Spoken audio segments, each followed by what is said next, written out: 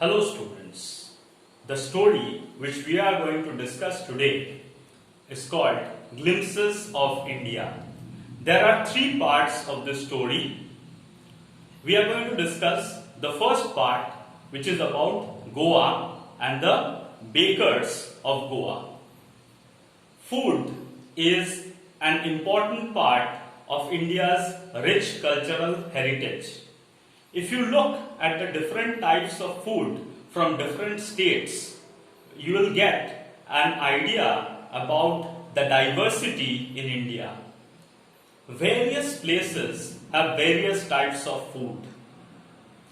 From the Mughals, we got the delicious biryani and several other dishes. Similarly, from the Portuguese, we got these delicious loaves of bread, cakes and pastries. So, this Portuguese origin in Goa was instrumental in creating this sort of culture in Goa where the bakers were extremely important. After the Portuguese bakers left, they left behind their legacy or their tradition. So, traditionally in Goa, the bakers occupy a very important position in society. So this particular story, part 1 of Glimpses of India, it's all about the bakers of Goa. So now we are going to read about it in detail through a PowerPoint presentation which I have prepared for you.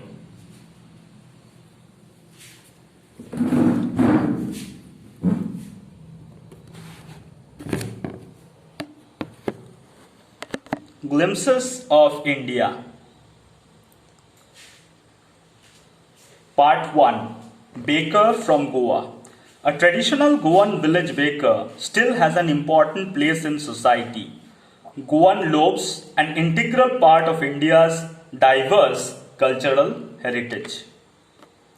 So over here we have a map of India and the places where the Portuguese had settled. So the Portuguese influence was very strong or profound in these particular places. In West Bengal, there was a place called Chandranagar where the Portuguese influence was found. Similarly, many other places were there, and Goa was one such place where the Portuguese influence was strong. And the loaves of bread were a part of this Portuguese tradition which the people of Goa inherited from them.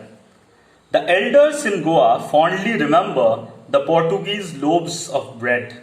So they nostalgically remember the delicious loaves of bread made by the Portuguese. The mixers, molders and those who bake the loaves in furnaces still exist. So the bakers are an important part of the culture in Goa. So they are an important part of society in Goa. So you can see in this picture the bakers selling loaves of bread. Traditional Goan bakers. You can see the picture. Bread is baked in furnaces. So these are furnaces in which the bakers bake the bread. The traditional baker's bamboo announces his arrival. So he used to carry a bamboo and he used to make sounds with that bamboo which made the buyers aware of his presence. The son carries on the family profession of baker. After his father's death, after the father's death, the son carried on the family profession. This goes to show that the bakers took pride in their profession. And of course, it also highlights the fact that the bakers were an important part of society. These bakers in Goa are called paders, Paders, remember. The baker used to be a friend, companion and guide for the author in his childhood.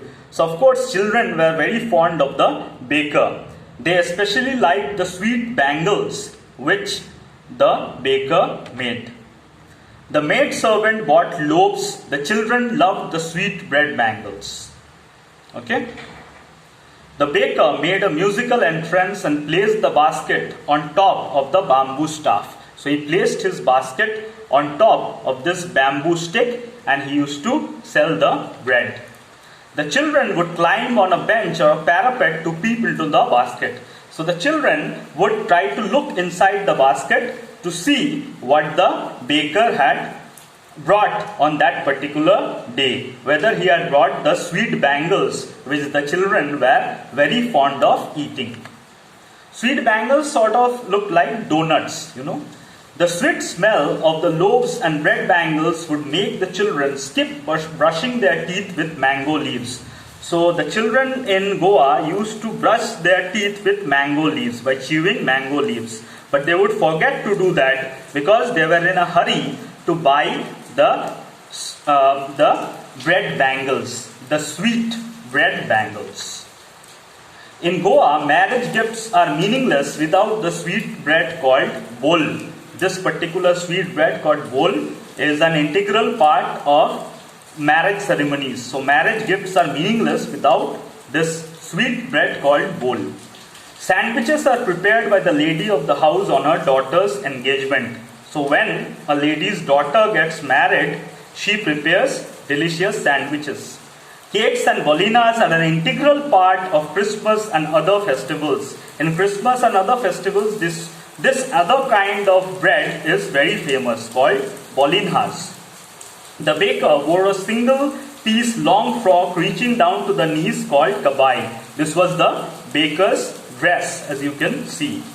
The baker collected his bills at the end of the month. Monthly accounts were written down on the wall with a pencil. So whatever the bill was, he would write it down on the wall and keep track of the accounts by writing them down on the wall with a pencil.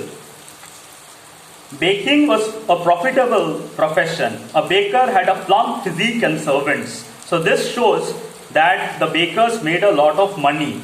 They had plump physiques, they were well fed and had servants.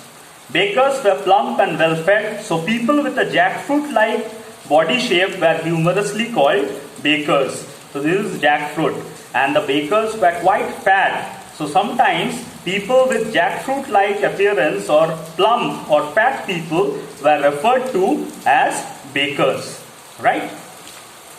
So this is an example of Goan architecture. The Portuguese influence is seen in this architecture as well. That's the end of the presentation. Thank you very much. In the next presentation, we'll learn about Glimpses of India Part 2, which is about Coorg.